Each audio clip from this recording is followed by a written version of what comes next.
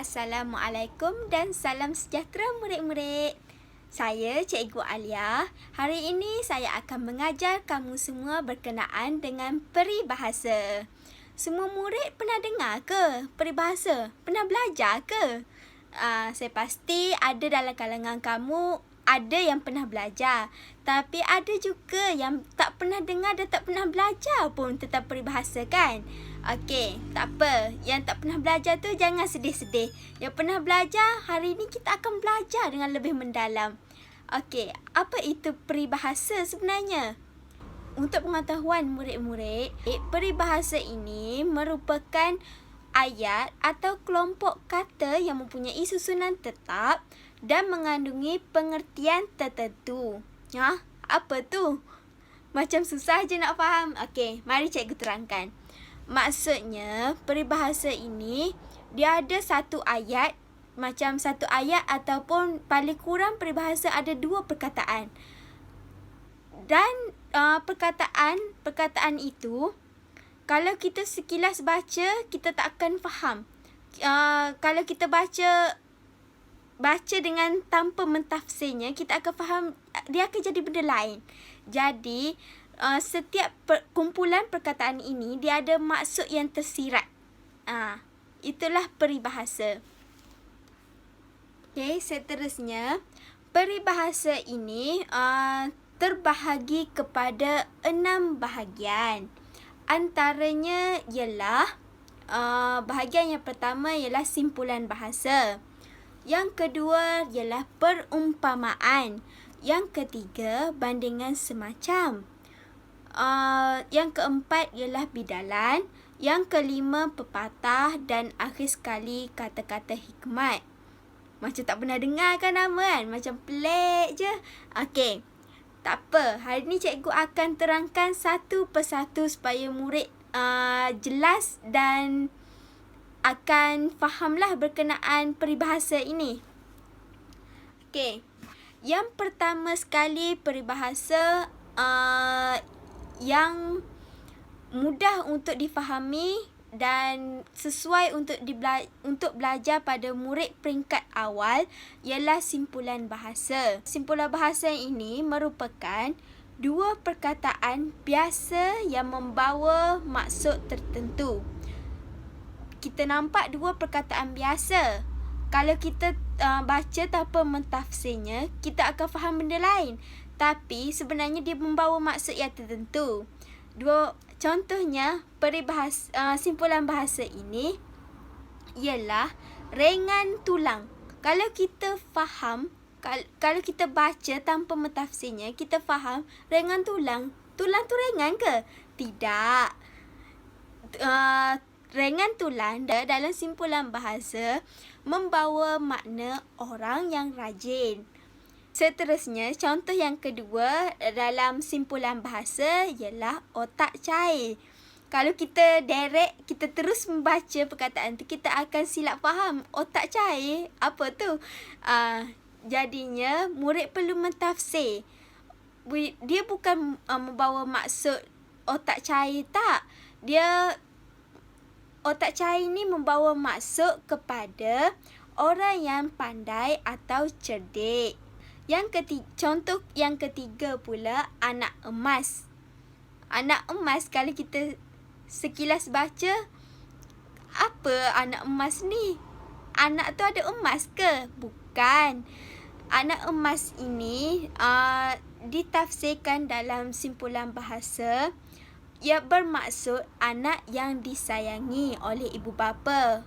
Seperti emas lah. Siapa tak sayang emas kan? Emas mahal.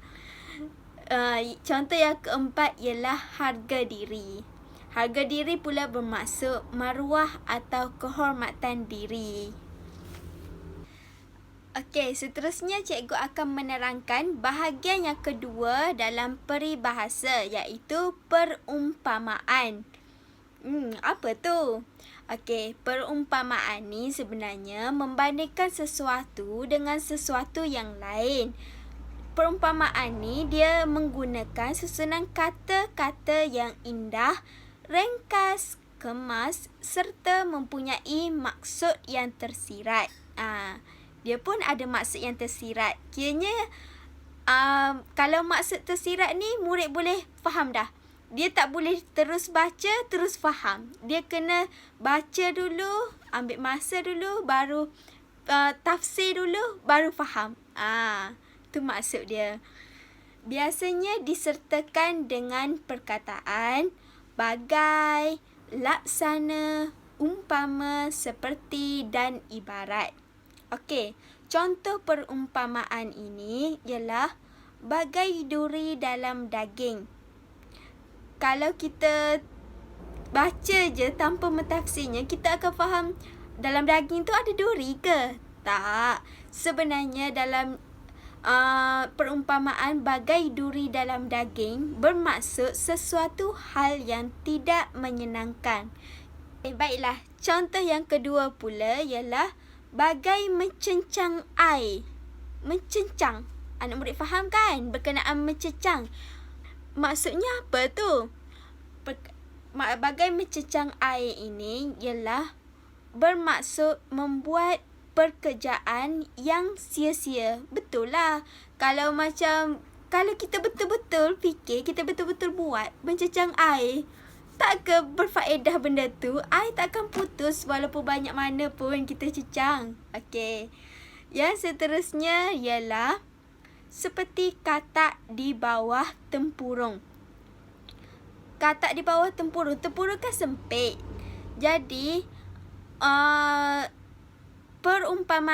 perumpamaan ini membawa maksud orang yang cetek pengetahuan. Kiranya dia berfikiran agak sempit lah. Sebab dia duduk bawah tempurung. Ibaratnya macam tu lah. Okey, baiklah. Yang bahagian yang ketiga dalam peribahasa ini ialah bandingan semacam. Apa tu? Okey. Bahagian semacam atau kiasan ini atau nama lainnya kiasan ini bermaksud membuat perbandingan perilaku, perangai atau sifat sesuatu perkara dengan sesuatu perkara yang lain. Biasanya disertakan dengan perkataan bagai, macam, laksana, umpama, seperti dan bak. Kalau kita sekilas pandang, bandingan semacam ni lebih kurang sama kan dengan perumpamaan sebab dia ada perkataan bagai, macam. Tapi tak. Untuk membezakan bandingan semacam dengan perumpamaan ini, murid boleh tengok pada contohnya. Gebu seperti kapas. Kiranya bandingan semacam ni dia membandingkan satu perkara dengan perkara yang lain yang agak sama cirinya. Contohnya gebu. Kapas kan bersifat gebu. Jadi dia membandingkan gebu seperti kapas. Okey, contoh yang kedua pula ialah merdu bak buluh perindu. Baiklah, contoh yang ketiga pula, adil seperti hakim. Kalau kita tahu, hakim kan untuk judge, untuk menjadi juri. Jadi seorang hakim perlu adil. Sifat hakim tu perlu adil. Jadi bandingan semacam ini menggunakan perkataan adil seperti hakim. Okey, contoh yang keempat pula, hitam seperti arang. Nak tunjuk benda tu hitam, kalau macam cakap hitam saja macam tak sedap kan. Jadinya kita tambahlah bandingan semacam ini untuk menyamakan sesuatu perkara dengan sesuatu perkara yang lain. Jadi hitam seperti arang, dan akhir sekali lambat seperti siput untuk menunjukkan sifat siput tu lambat. Okey, seterusnya kita beralih kepada bahagian peribahasa yang keempat, iaitu bidalan. Lagilah pelik kan nama dia. Macam tak pernah dengar langsung. Mari cikgu terangkan. Bidalan ni merupakan susunan kata yang digunakan secara umum dalam masyarakat Melayu. Dalam bidalan ini terkandung perbandingan, teladan dan pengajaran. Okey, contoh bidalan yang pertama ialah nasi sudah menjadi bubur.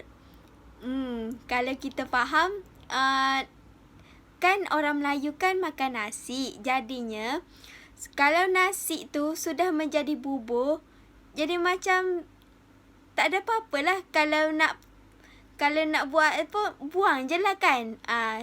Jadinya bidalan ini diambil daripada perkataan ataupun persekitaran yang berlaku di dalam sesuatu masyarakat. Contoh nasi menjadi bubur ini adalah yang paling biasalah dihadapi oleh masyarakat. Jadinya ia bermaksud perbuatan yang sudah dilakukan dan tidak dapat ditarik balik. Kalau menyesal pun tak ada guna dah sebab nasi dah menjadi bubur. Okey, contoh bidalan yang kedua pula ialah ukur baju di badan sendiri. Maksudnya melakukan sesuatu mengikut kemampuan diri. Bahagian peribahasa yang kelima pula ialah pepatah. Okey, apa itu pepatah? Patah ke? Tak. Pepatah ini merupakan sejenis peribahasa yang berangkap atau terdapat pengulangan kata. Maksud yang disampaikan jelas untuk memberi pengajaran, nasihat dan panduan hidup. Dia berfokuskan kepada macam itulah, unsur nasihat, pengajaran. Contoh pepatah ini ialah berani kerana benar, takut kerana salah. Maksudnya orang yang bersalah akan berasa takut, manakala orang yang berani akan mempertahankan dirinya. Cikgu harap anak-anak murid cikgu semua ni macam itulah. Berani kerana benar. Kalau ada orang tuduh awak ke apa, awak mempertahankan hak awak. Berani kerana benar. Bahagian peribahasa yang akhir sekali yang anak-anak murid cikgu semua akan pelajari ini ialah kata-kata hikmat. Macam menarik kan bunyi dia? Memang menarik pun. Dia kata-kata hikmat ni merupakan ungkapan bernas yang mempunyai maksud yang memberikan teladan, kesedaran, peringatan dan pengajaran sebagai panduan kehidupan. Kalau anak-anak murid cikgu semua perasan, bidalan, pepatah dengan kata-kata hikmat ni dia lebih kurang sama kan? Dia semua berunsurkan pengajaran, nasihat, panduan hidup. Kalau kita perasan, format dia je lain. Contoh-contoh kata-kata hikmat ialah yang pertama, masa itu emas. Contoh dia macam simple je. Satu perkataan je. Macam bukan satu perkataan, satu ayat je. Satu ayat tu satu ayat yang hikmah lah, yang memberi nasihat, yang memberi pengajaran. Contoh masa itu emas. Untuk menunjukkan masa itu sangat-sangat berharga. Kata-kata hikmah masa itu emas ini menandakan supaya kita semua menghargai masa. Kalau ada masa pun jangan sia-siakan. Isilah masa terluang dengan perkara yang berfaedah. Itulah maksud yang tersirat yang hendak disampaikan melalui kata-kata hikmah ini. Contoh yang kedua pula ialah ilmu pelita hidup, yang bermaksud ilmu pengetahuan menjamin kehidupan seseorang. Maksudnya macam kita tengok pelita lah kan, dia bercahaya je. Dia akan bagi kalau sesuatu, fungsi dia macam pelita lah ilmu ni dalam diri kita. Kalau kita tengok pelita tu, kalau dalam satu suasana yang gelap, kalau kita pasang pelita, dia akan cerah je. Macam itulah diri kita bila ada ilmu. Kita akan terselah, kita akan lebih yakinlah dengan diri kita. Okey, kata-kata hikmah yang terakhir pula ialah bahasa jiwa bangsa. Bahasa jiwa bangsa ini bermaksud bahasa merupakan semangat sesuatu bangsa. Sesuatu bangsa, contohnya macam rakyat kita, walaupun berbilang kaum, masyarakat kita sekarang Malaysia, walaupun berbilang kaum, kita bangga. Masing-masing masyarakat Melayu, masyarakat Cina, masyarakat India, masing-masing bangga menggunakan bahasa Melayu sebagai bahasa kebahasaan. Jadi bahasa kita ini menunjukkan jiwa bangsa lah. Okey, baiklah murid-murid sekalian. Okey, habislah sudah kita mempelajari ke-6 peribahasa yang terdapat dalam bahasa Melayu. Cikgu harap murid-murid semua dapatlah faham dan membezakan jenis-jenis peribahasa. Walaupun adalah dalam kalangan peribahasa ini lebih kurang sama kan.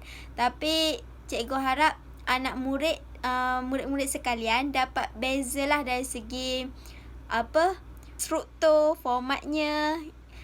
Contohnya pepatah tu dia ada pengulangan kata. Walaupun dia ketiga-tiga, contohnya di dalam pepatah kata-kata hikmah ni ketiga-tiganya berunsurkan nasihat. Memang kebanyakan peribahasa dia macam tu. Dia peribahasa ni fungsi dia sebenarnya untuk mencantikkan lagi lah bahasa. Jadinya dia banyak untuk banyak mengandungi unsur-unsur nasihat, unsur-unsur pengajaran, panduan hidup dan sebagainya.